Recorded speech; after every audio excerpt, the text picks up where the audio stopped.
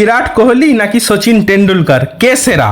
এই নিয়ে ক্রিকেট প্রেমীদের মধ্যে চর্চা নতুন নয়, কিন্তু সাম্প্রতিক সময়ে সেই বিতর্ক আরও বাড়িয়ে দিয়েছেন দক্ষিণ আফ্রিকার প্রাক্তন ক্রিকেটার এবি ডিভিলিয়ার্স।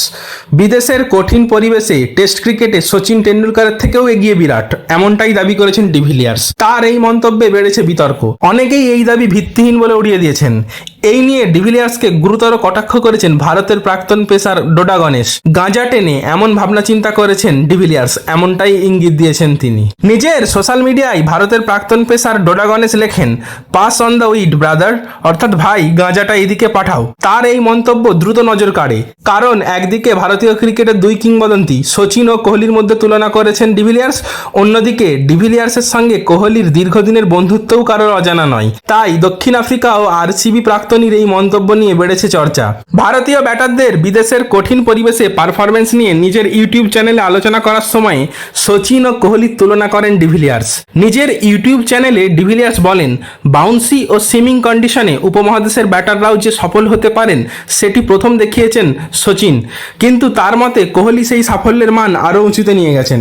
ডিভিলিয়ার্সের কথাই, সচিন টেন্ডুলকার অনেক আগে ভারতের হয়ে সেই প্রবণতা শুরু করেছিলেন, তবে বিরাট কোহলির মতো তিনি এতটা শক্তিশালী ছিলেন না।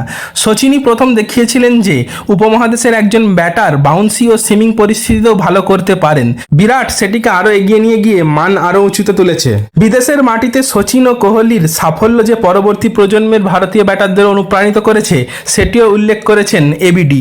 তার মতে কেএল রাহুল ও দেবদত্ত পাডিক্কল এর মতন ক্রিকেটাররাও সেই পথ অনুসরণ করেছেন। তবে রাহুলের ক্ষেত্রে আরও বড় ইনিংস খেলার প্রয়োজন রয়েছে বলে মনে করেন প্রাক্তন প্রোটিয়া অধিনায়ক।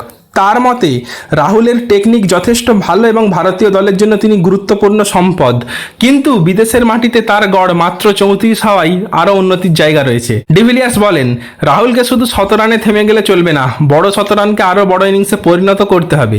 প্রথম বলেই শূন্য করে ফেরা কিংবা নতুন বলের সামনে উইকেট হারানোর ঝুঁকি সবসময়ই থাকে, তাই রাহুলের লক্ষ্য হওয়া উচিত বড় স্কোরকে আরও বড় করা, 100 রান পেলে সেটিকে 180-র মতো ইনিংসে পরিণত করা, বলেন তিনি। এবার একটু পরিসংখ্যান নিয়ে কথা বলা যাক। দর্শক, ডিভিলিয়ার্সের এই মন্তব্য নিয়েই প্রশ্ন উঠেছে, বিশেষত বিদেশের মাটিতে সচিনের পরিসংখ্যান অনেক উন্নত।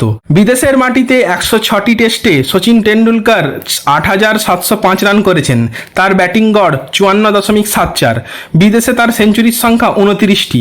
অন্যদিকে ভারতের বাইরে 68টি টেস্টে বিরাট কোহলির সংগ্রহ 4,894 রান, তার ব্যাটিং গড় 41.47। ফলে কোহলিকে সচিনের চেয়ে এগিয়ে রাখাই ট্রোলের মুখে পড়েছেন ডিভিলিয়ার্স। দর্শক, আপনার এ বিষয়ে কি রায় অবশ্যই কমেন্ট বক্সে জানাবেন।